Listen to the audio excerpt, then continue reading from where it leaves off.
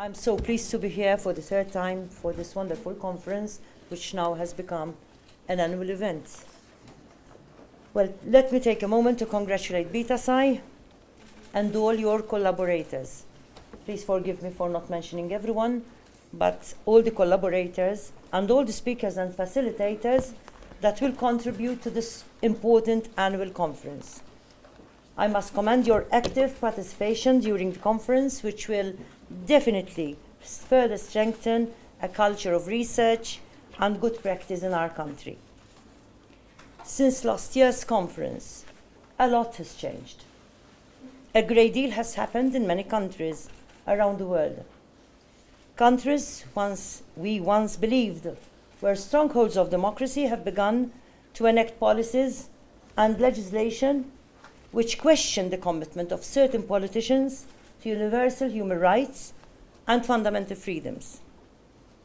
There are places in the world where conflict and precarity are escalating in an unprecedented way.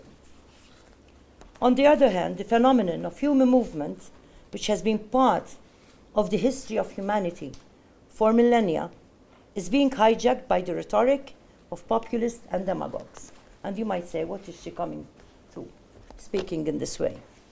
Furthermore, the effects of climate change are contributing to massive environmental changes around our world.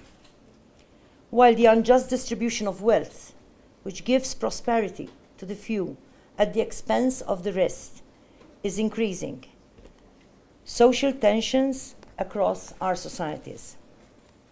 However, conferences such as these, organized by students, give me true hope for the future.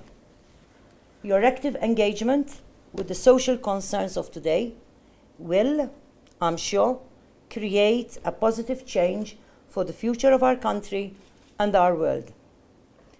I would also like to congratulate you for choosing to focus on multidisciplinary approaches. It is so necessary to bring diverse disciplines in synergy to address the needs of different aspects of academic and professional life.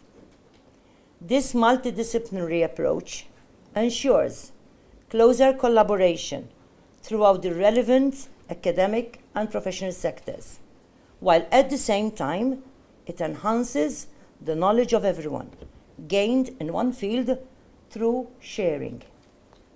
This approach also ensures sustainable development of the much-needed psychosocial sector in our country. All this will significantly contribute to a greater culture of solidarity, peace, and well-being in our islands. In this way, our society will definitely become more resilient. Our educational institutions will become stronger and more relevant when we work in synergy on the most pressing social, cultural, economic, and political concerns of contemporary life. As psychosocial students and professionals, I urge you to continue creatively and courageously to explore the concerns faced by vulnerable people, families, and communities within our islands. Please do continue to come forward, to work in synergy, and to make your voices heard for all the people who need your support. Today's conference is another opportunity to share your expertise and to foster new partnerships that strengthen your mission to achieve the objectives of inclusion, of participation, and of social justice.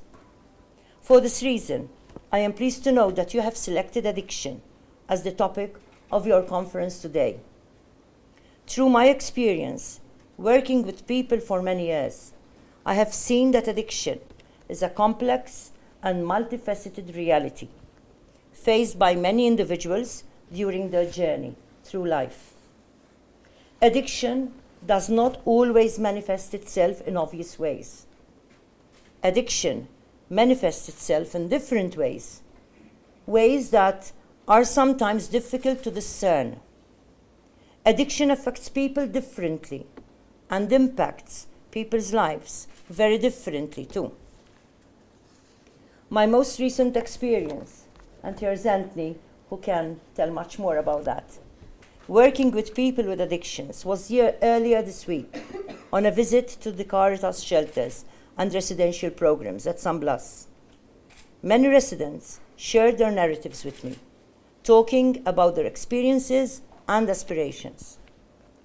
The first concern of most of the women I met was the well-being of their children, while some men and women talked about the stress of being disowned by their own families. However, they all talked about their hope for a better life. My experience also showed me how difficult it is for people living with addiction to take that essential first step to reach out for help and to make a practical and proactive change. Addiction, simply put, is anything and everything that shifts our focus away from the path of well-being, with far-reaching implications for our loved ones, our communities, and society at large. Addiction means that a person is dangerously trapped by things which damage one's life. This may happen as a result of a person's own actions, or from my experience working with people, as a result of oppressive life circumstances and inequalities that unfortunately operate within our status quo. I believe that during this conference, you must discuss the problems that are underlying the dangerous addictions which trouble our society. Hence, to further stimulate your thoughts, I would like to pose some questions. How can we all come together to identify solutions which will promote greater justice? How can we educate our young people in the values that strengthen society? How can we do more to accompany people in difficulty by providing support and hope for the future? Very often, discourse about addiction centers on what it means to be an addict. Very often, too, we discuss the ways that addiction controls a person's mind and the ways that addicts self-medicate with drugs or alcohol to dull their pain. Many a time, popular discourse centers on attempts to shift the blame of addiction onto the addict. Too many people describe addicts as lazy or lacking in willpower, and of being selfish for inflicting their addictions on the rest of society. The discourse that surrounds addicts and their culpability is similar to the dangerous discourse that is sometimes used for the poor and the causes of poverty. Unfortunately, society can be judgmental and unfair.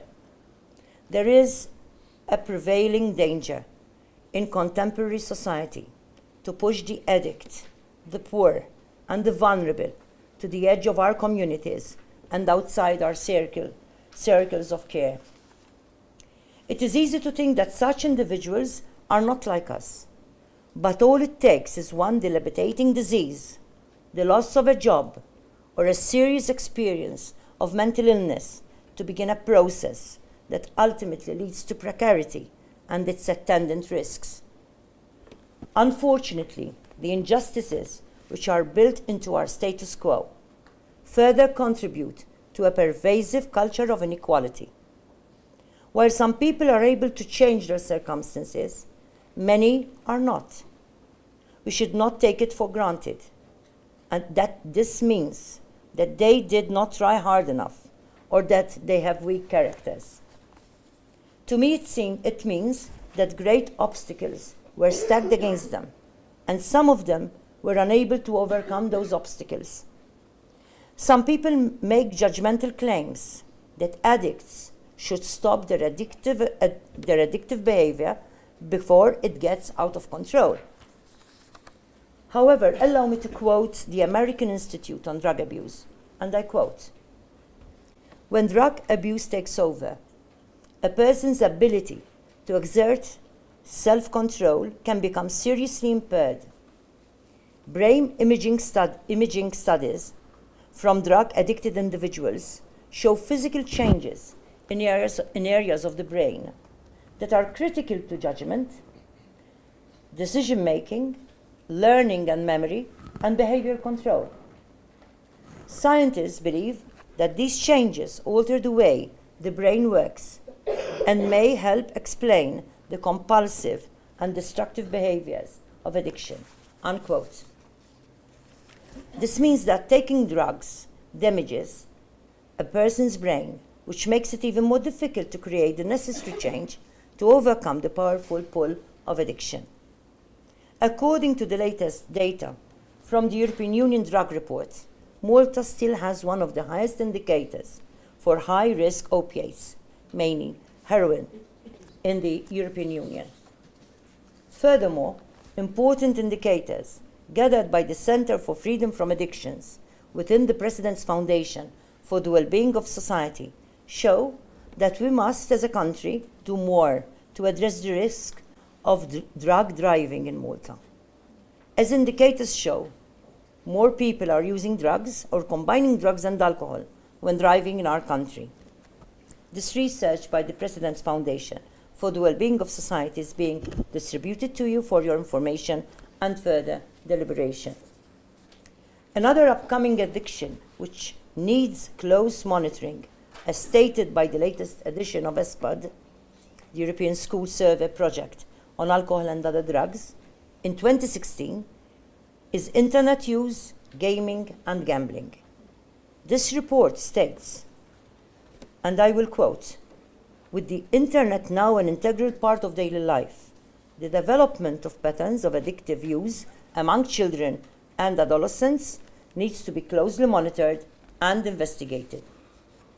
Malta's situation in this regard, as recorded by ESPAD, states that on average, boys are spending 5.9 days on the internet weekly, whilst girls spend 6.3 days on the internet per week. Another research conducted by the President's Foundation for the Well-being of Society, and which is also being distributed, gives further insight to this local scenario.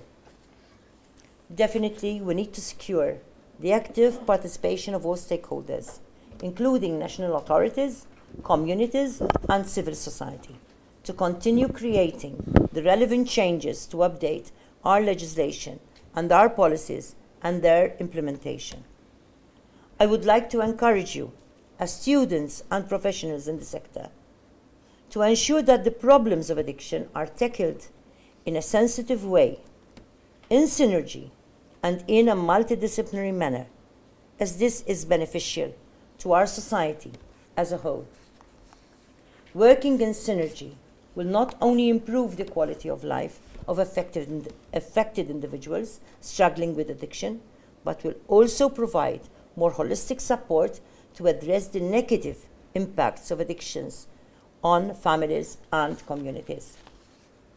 On concluding, I would like to urge you to continue throughout your academic and professional lives to dedicate yourselves to the empowerment of the vulnerable and to keep promoting a powerful and effective commitment to solidarity, to peace, and to the well-being of our people across our Maltese islands. Thank you.